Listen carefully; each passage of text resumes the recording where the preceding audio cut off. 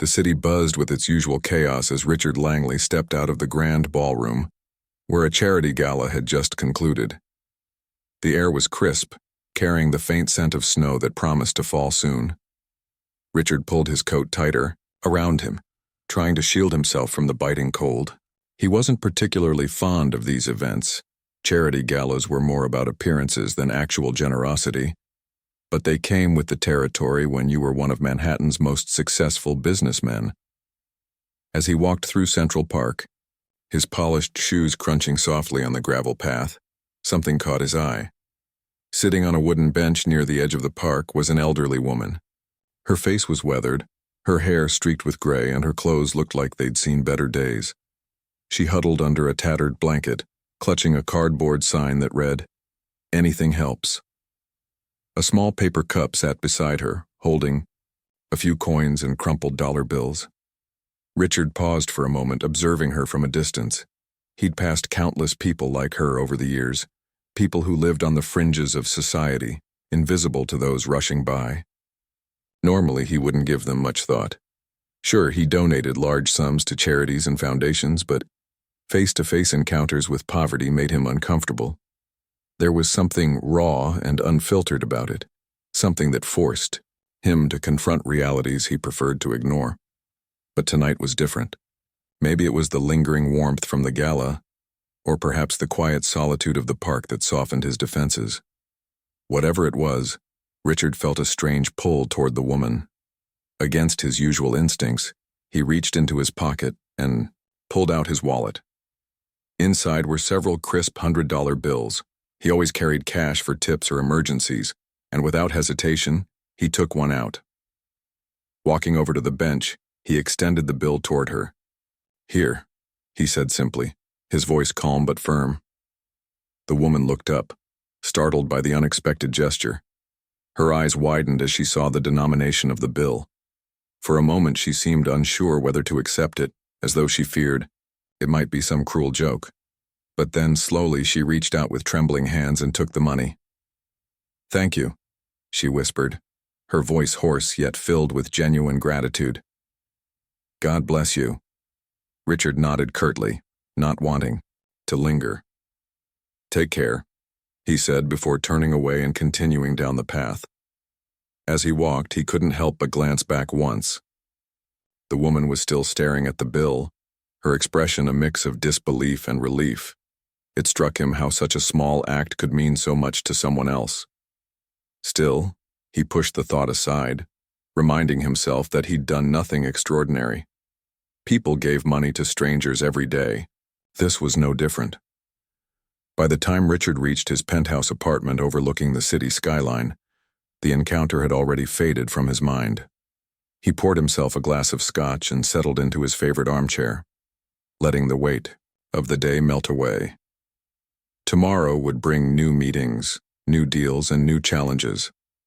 Life went on, as it always did. Little did Richard know, however, that this seemingly insignificant act of kindness would set off a chain of events that would change his life forever. The next morning dawned cold and gray, the kind of day that made the city feel heavier than usual. Richard Langley woke up to the soft hum of rain tapping against his floor-to-ceiling windows. He sipped his coffee as he stared out at the skyline, lost in thought. It was a routine he cherished, these quiet moments before the world demanded his attention again. But today, something was different. A faint memory from the previous night lingered in the back of his mind. The elderly woman. On the bench, the $100 bill, her whispered gratitude. He shook his head slightly, dismissing it as irrelevant. Later that afternoon, Richard found himself driving toward Greenwood Cemetery, a place he visited once a month without fail. It wasn't far from the city center, but it felt like a completely different world. The sprawling grounds were peaceful, dotted with ancient trees and rows upon rows of gravestones. Here, time seemed to slow down, allowing Richard to breathe easier, if only for a little while. He parked his car and walked along the winding paths until he reached the familiar plot where his wife Evelyn rested. Her grave was simple yet elegant, a polished marble headstone engraved with her name, birth date, and the words, "Beloved Wife." Beneath those lines, smaller text read, "Forever in our hearts." Richard knelt down and placed a bouquet of white lilies beside the stone, brushing away a few stray leaves that had gathered there. As he stood up, he noticed movement out of the corner of his eye. At first, he thought it was just another visitor, paying respects to a loved one nearby. But then he saw her, a figure standing close to Evelyn's grave, her hands clasped tightly together as if in prayer. Something about her posture struck him as deeply familiar. She wore a faded coat and a scarf wrapped loosely around her neck, and when she turned slightly, Richard's breath caught in his throat. It was the same woman from last night, the beggar from Central Park. For a moment, Richard froze, unsure what to do. His mind raced with questions. What was she doing here? How had she known this place? And why was she standing so close to Evelyn's grave? Slowly, cautiously, he approached her. "Excuse me," he said, his voice steady but tinged with confusion. "Do I know you?" The woman turned fully now, her eyes widening as recognition dawned on her face. "You're the man who gave me that $100 yesterday." Richard nodded slowly, his brow furrowing. "Yes, but what are you doing here? How did you find this spot?" She hesitated, clutching her hands nervously. Then, after a long pause, she spoke in a voice barely above a whisper. "Evelyn was my daughter." The words hit Richard like a punch to the gut. He staggered back a step, his mind reeling. Her daughter? Evelyn had never mentioned having family besides him. They had been married for 10 years before cancer took her 3 years ago, leaving behind no children or close relatives, or so he had thought. This revelation shattered everything he believed he knew about his late wife. I don't understand," Richard stammered, struggling to process what he'd just heard. "Evelyn never told me she had a mother." The woman lowered her gaze, her shoulders slumping under the weight of guilt and sorrow. "I'm Margaret," she said finally. "Evelyn and we didn't part on good terms. We hadn't spoken in years." Richard's heart pounded in his chest as he tried to reconcile this information with the image of Evelyn he carried in his mind. She'd always been private about her past, deflecting questions with vague answers or changing the subject entirely. He had assumed it was because she valued her independence, not because she was hiding something so significant. Margaret must have sensed his disbelief because she continued speaking, her tone softer now. "When I heard about Evelyn's passing through the obituary, I wanted to come see her grave, but I couldn't afford it, not until yesterday, when you gave me that money." Her words hung in the air between them, heavy with emotion. Richard studied her face, searching for any sign of dishonesty, but all he saw was pain, deep, raw pain that mirrored his own in many ways. Still, he couldn't shake the feeling of unease. Why had Evelyn kept this part of her life hidden from him? Was it possible that Margaret was lying, seeking some kind of financial gain? "You're saying Evelyn was your daughter?" Richard said slowly, choosing his words carefully. "Can you prove it?" Margaret flinched at the question, but she didn't argue. Instead, she reached into the pocket of her coat and pulled out a small, worn photograph. Handing it to Richard, she said, "This is us before everything went wrong." Richard took the photo and examined it closely. It showed a younger version of Evelyn, perhaps in her late teens, standing beside a woman who bore a striking resemblance to Margaret. Their smiles were warm, genuine, untouched by the years of estrangement that followed. On the back of the photo, written in faded ink, were the words, "Mom, before everything changed." His hands trembled as he held the picture. There was no denying it. The woman in the photo was Evelyn, and the other woman was unmistakably Margaret. All the pieces fit together, yet Richard still struggled to accept the truth. It was as though the ground beneath him had shifted, forcing him to confront parts of Evelyn's life he had never known existed. "I need time to think about this," Richard said finally, his voice strained. "This is a lot to take in." Margaret nodded understandingly, her eyes filled with tears. "I know," she whispered, "and I'm sorry for everything. I just wanted to say goodbye to my daughter." With that, She turned and began walking away, leaving Richard alone with his thoughts, and the haunting realization that Evelyn's story was far more complicated than he had ever imagined. Richard stood rooted to the spot, the photograph clutched tightly in his hand as Margaret's figure grew smaller in the distance. His mind felt like a stormy sea, waves of confusion and disbelief crashing against each other. The woman who had just walked away claimed to be Evelyn's mother, his late wife's mother. It was a revelation that shook him to his core, unraveling years of certainty about the woman he thought he knew better than anyone else. He stared at the photo again, studying every detail. The young Evelyn in the picture was radiant, her smile, carefree and full of life. She looked so different from the reserved, introspective woman Richard had married. And there, beside her, was Margaret. Younger, but unmistakably the same person. The resemblance between them was undeniable. The shape of their eyes, the curve of their smiles, even the way they tilted their heads slightly when posing for the camera. Yet, despite the evidence staring back at him, Richard couldn't fully reconcile this new reality with the image of Evelyn he had carried in his heart for over a decade. Questions swirled in his mind like leaves caught in a whirlwind. Why hadn't Evelyn told him about her family? They had been married for 10 years, sharing countless intimate moments and conversations. Surely she would have mentioned something this significant if it mattered to her. Or did it? Could it be that their estrangement ran so deep that Evelyn chose to erase that part of her life entirely? The more Richard thought about it, the angrier he became. Not at Margaret, but at Evelyn. He felt betrayed, as though she had kept a secret not just from him, but from herself. How could she have hidden something so fundamental? Didn't she trust him enough to share her past?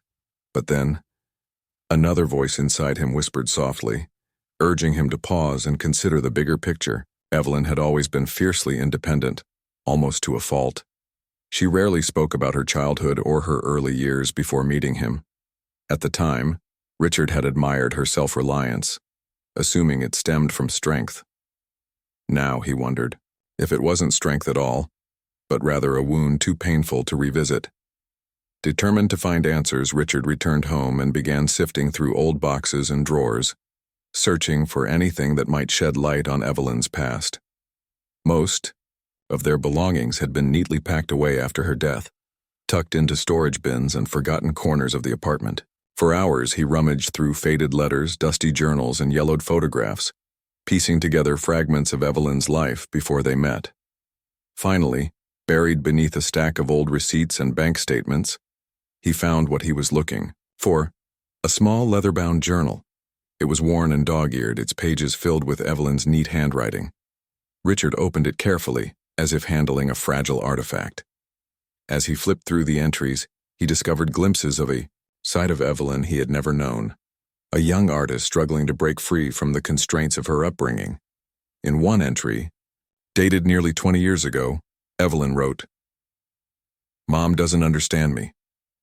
She thinks art is a waste of time, a frivolous dream that will lead nowhere. But painting isn't just a hobby for me, it's who I am. I can't imagine living a life without creating something beautiful. Why can't she see that?" The words hit Richard like a punch to the chest. This was the root of their conflict, the chasm that had driven Evelyn away from her family. Margaret must have opposed Evelyn's dreams, dismissing them as impractical or unimportant. And Evelyn, stubborn and passionate as she was, had chosen to leave rather than compromise her identity. Further along in the journal, Richard found another entry, written months later. "I haven't spoken to Mom since I left. Sometimes I wonder if I made the right choice. Part of me misses her, but the other part knows I couldn't stay. Maybe someday we'll find a way to forgive each other. Until then, I'll keep painting sunsets, the kind that remind me of home." Tears welled up in Richard's eyes as he read those final lines. He remembered how much Evelyn loved painting sunsets. It was a recurring theme in her work. Now, he understood why. Those paintings weren't just expressions of beauty. They were symbols of hope, reminders of a reconciliation that never came. With newfound clarity, Richard realized that Evelyn's silence wasn't an act of betrayal, but an act of protection. She had carried the weight of her fractured relationship with Margaret for years, choosing not to burden him with her pain. In doing so, she had preserved their marriage, shielding it from the shadows of her past. As the evening wore on, Richard sat alone in his study, the journal resting open on his desk. His anger had subsided, replaced by a profound sense of sadness for Evelyn, for Margaret, and for the years they had lost. He thought about the woman he had encountered twice now, once as a stranger on a park bench and again as a grieving mother standing at her daughter's grave. Her sorrow was palpable, raw, and achingly real. Whatever mistakes she had made, whatever rifts she had caused, she was still Evelyn's mother, and Evelyn, wherever she was now, would want them to heal. For the first time since Margaret's revelation, Richard allowed himself to feel compassion. Perhaps it wasn't too late to bridge the gap, to honor Evelyn's memory by bringing her two worlds together. But first, he needed to know more. He needed to hear Margaret's story, not as a detached observer, but as someone willing to listen and understand. The next morning, Richard picked up the phone and dialed the number Margaret had scribbled on a scrap of paper before leaving the cemetery. When she answered, her voice was hesitant, unsure of what to expect. "Margaret," Richard said gently. "We need to talk." The rain had stopped by the time Richard arrived at the small cafe where he had arranged to meet Margaret. It was a quiet place tucked away on a side street, far from the bustling crowds of Manhattan.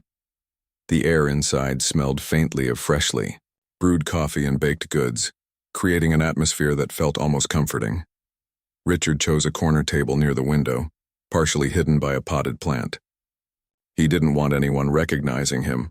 Richard Langley, the millionaire businessman whose face occasionally appeared in newspapers or magazines. Today, he wasn't here as a public figure. He was simply a man seeking answers. Margaret arrived, 10 minutes later, wearing the same faded coat she'd had on at the cemetery. She spotted Richard immediately and hesitated for a moment before approaching the table. Her hands were clasped tightly together, betraying her nervousness. Richard stood up and gestured for her to sit, offering a polite smile to put her at ease. "Thank you for coming," he said as she settled into the chair across from him. His tone was calm and measured, but there was an underlying intensity in his voice. Margaret nodded, her eyes scanning the room briefly before meeting his gaze. "I wasn't sure if you'd call," she admitted softly. "After yesterday, I thought maybe you'd want nothing to do with me." Richard leaned back slightly, studying her face. There was vulnerability in her expression, mixed with a quiet dignity that commanded respect. Despite himself, he felt a pang of sympathy.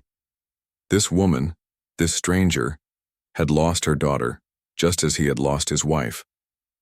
Their grief connected them in ways neither could fully understand yet. "I need to know the truth," Richard said finally, cutting straight to the point. "About you and Evelyn. About why she left, why you didn't speak for so long. Everything." Margaret sighed deeply, her shoulders sagging under the weight of memories she clearly hadn't revisited in years. For a moment she stared down at her hands, which were trembling ever so slightly. Then, with visible effort, she began to speak. "It started when Evelyn was 18, Margaret began, her voice low and steady. "She was always such a bright girl, full of dreams. From the time she was little, she loved to draw and paint. She'd spend hours outside sketching trees or sunsets, anything that caught her eye. But as she grew older, her passion became all-consuming. She wanted to be an artist, not just as a hobby, but as a career." Richard listened intently, nodding along. He already knew this part of Evelyn's story from the journal entries he'd read, but hearing it directly from Margaret added another layer of depth. "At first I encouraged her," Margaret continued.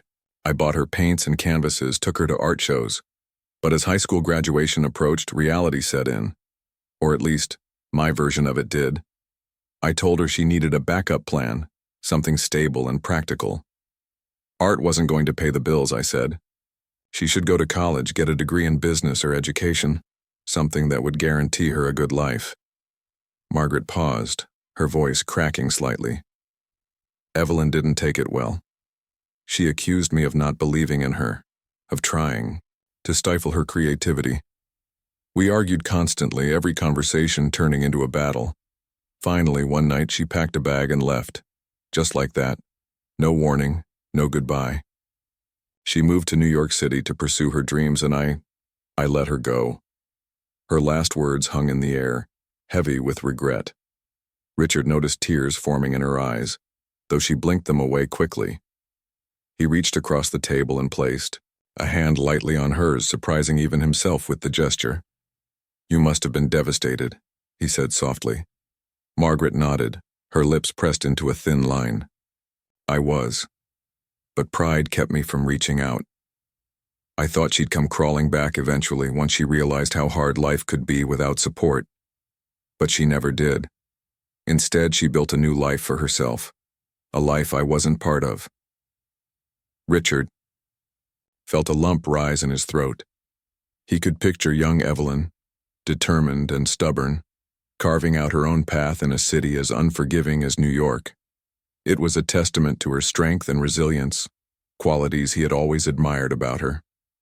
Yet beneath that toughness lay a deep longing for connection, for understanding. That much was clear from her journal. "What about after?" Richard asked gently. "Did you ever try to contact her?" Margaret shook her head, shame evident in her expression. "Not at first. Years went by and the silence between us grew heavier. By the time I realized my mistake, it felt too late. I tracked her down once, found out she was working as an art teacher in Brooklyn. I wrote her a letter apologizing for everything, asking if we could start over, but she sent it back unopened." Richard winced at the image of Evelyn returning, her mother's apology without reading it. It painted a stark picture of the pain she had carried for so long, and yet he couldn't blame her entirely. Trust, once broken, took time to rebuild, and sometimes it never did. "But then," Margaret continued, her voice barely above a whisper, "I saw her obituary. That's how I found out she passed away. Cancer, they said. I couldn't believe it. My baby girl, gone, and I never even got to say goodbye." Tears spilled down her cheeks now, unchecked and raw. Richard handed her a napkin, giving her a moment to compose herself. He felt torn between anger and compassion. Part of him resented Margaret for letting things escalate to this point, for allowing pride and fear to keep her from reconciling with Evelyn while she was still alive. But another part of him understood. Life had a way of complicating relationships, of leaving wounds that festered until it was too late to heal them. When Margaret finally spoke again, her voice was firmer, tinged with resolve. "I don't expect forgiveness, Mr. Langley. Not from you, not from anyone. But I needed to see her grave to tell her I'm sorry, even if she can't hear me anymore. That's why I was there yesterday." Richard nodded slowly, absorbing her words. He believed her. There was no ulterior motive in her confession, no trace of deceit. She was simply a grieving mother trying to make peace with her past. "There's something else," Margaret added hesitantly. "When I read Evelyn's obituary, I saw your name listed as her husband. I didn't know she remarried. Was she happy with you?" The question caught Richard off guard. He sat back in his chair, considering how to answer. "Yes," he said finally. "She was happy. We had our ups and downs like any couple, but she loved what she did. Teaching art to kids who might not otherwise have access to it. She poured her heart into her work and into our marriage. She was a remarkable woman." Margaret smiled faintly through her tears. "That sounds like her. Always giving, always creating beauty wherever she went." They sat in silence for while each lost in their own thoughts. Richard glanced out the window, watching as pedestrians hurried past, oblivious to the weight of the conversation taking place inside. For the first time since Evelyn's passing, he felt a glimmer of hope, a chance to honor her memory by bridging the gap between her two worlds. "I'd like to help you, Margaret," Richard said suddenly, breaking the quiet. "If you'll let me." Margaret looked up, startled. "Help me?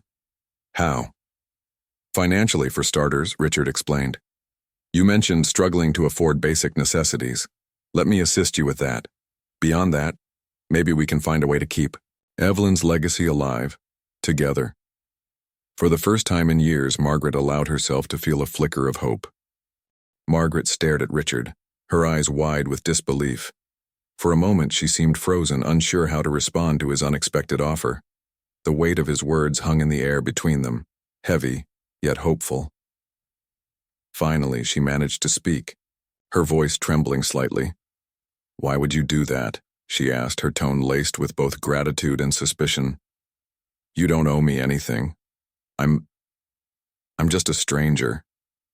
Richard leaned forward, resting his elbows on the table. His expression was calm but resolute. "You're not just a stranger," he said firmly. "You're Evelyn's mother. And whether she chose to acknowledge it or not, that connection mattered to her. It matters to me too."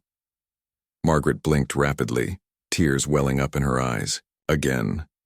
She looked down at her hands, which were clasped tightly together as if trying to hold on to something fragile. "I don't deserve your kindness," she whispered. "Not after everything."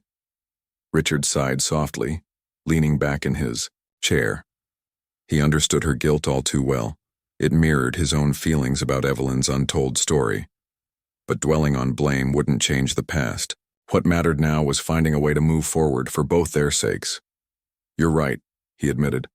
"None of us are perfect. We've all made mistakes, Evelyn included. But she believed in second chances. She taught art to kids who thought they weren't good enough, showing them that creativity could transform their lives. If we're going to honor her memory, shouldn't we try to live by the same values?" Margaret nodded slowly, her lips pressed into a thin line. She didn't argue further, though Richard could see the conflict in her eyes. Pride and humility waged a silent battle within her, each vying for control. In the end, humility won out. "Thank you," she murmured, her voice barely audible, "for giving me this chance." Over the next few weeks, Richard began helping Margaret rebuild her life. He arranged for her to move into a modest but comfortable apartment in Queens, far from the harsh conditions she had endured for years. He ensured she received proper medical care, covering expenses for treatments and medications she desperately needed. At first, Margaret resisted accepting so much help, insisting she didn't want to be a burden. But Richard remained steadfast, gently reminding her that this wasn't charity. It was an opportunity to heal. As Margaret settled into her new surroundings, she started opening up more during their conversations. They met regularly, at cafes, parks, or sometimes even at Richard's penthouse, and talked about Evelyn. Margaret shared stories Richard had never heard before: Evelyn's childhood antics, her love for sunsets, her determination to prove herself despite adversity. Each story painted a fuller picture of the woman Richard had loved, revealing facets of her personality he hadn't fully appreciated while she was alive. One afternoon, as they sat together in Central Park, Margaret pulled out an old sketchbook from her bag. "This belonged to Evelyn," she explained, handing it to Richard. "I kept it after she left. I thought maybe someday I'd give it back to her, but—" Her voice trailed off, choked with emotion. Richard took the sketchbook carefully, running his fingers over its worn cover. Inside were pages filled with Evelyn's artwork, sketches of landscapes, portraits of people, abstract designs bursting with color. One page caught his attention, a detailed drawing of a sunset, accompanied by a short note scrawled in the corner. "Mom used to take me to watch sunsets when I was little. Those moments were some of the happiest of my life." Richard felt a lump rise in his throat. He remembered Evelyn painting sunsets often, always saying they reminded her of home. Now, he understood why. They weren't just artistic expressions, they were memories, fragments of a bond she had cherished deeply, even as it fractured. "This is incredible," Richard said quietly, turning the pages with reverence. "She was so talented." Margaret smiled faintly, her gaze distant. "She got that talent from her father. He was an artist too, though he never pursued it professionally. After he passed away, Evelyn inherited his passion. I should have encouraged her more instead of pushing her away." Richard placed a reassuring hand on her shoulder. "We can't change the past, Margaret, but we can make sure her legacy lives on." With that goal in mind, Richard proposed an idea that excited them both.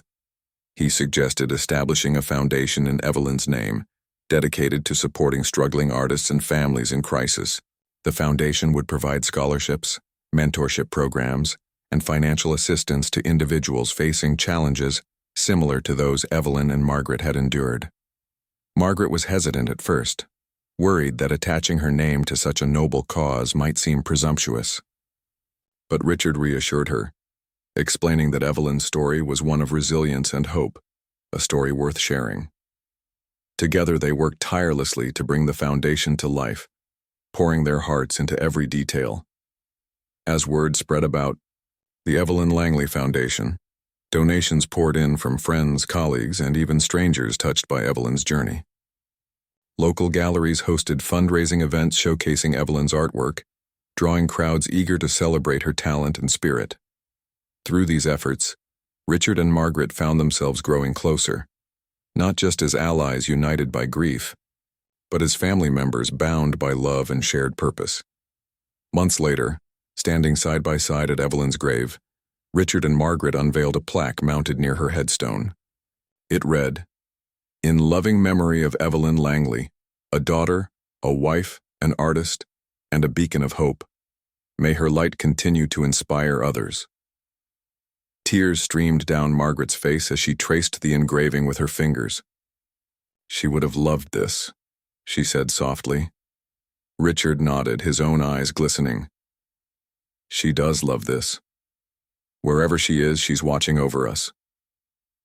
For the first time in years, Richard felt a sense of peace, a quiet certainty that Evelyn's memory was being honored in the best possible way.